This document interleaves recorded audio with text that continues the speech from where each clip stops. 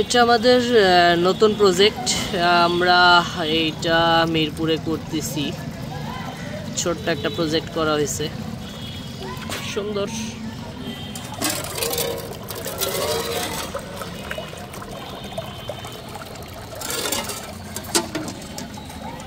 গ্লাসের প্রজেক্টের মধ্যে, গ্লাসের ফ্রেমের মধ্যে করলে মাদারটা অনেক ভালো হয়। আর এই জায়গায় একটা 500 লিটারের পানি প্রস্তুত করা হয়েছে। আমরা মূলত এটার মধ্যে মেশিন বসাবো।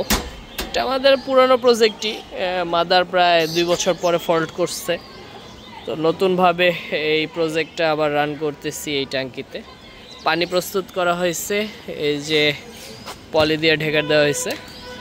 ইনশাআল্লাহ কালকে মাদার ছেড়ে দেব, কেমিক্যাল ছেড়ে দেব। সবাই দোয়া করবেন, ভালো থাকবেন, রাকিব অ্যাগ্রো ফার্মের সাথে থাকবেন। আসসালামু আলাইকুম ওয়া রাহমাতুল্লাহি ওয়া বারাকাতুহু।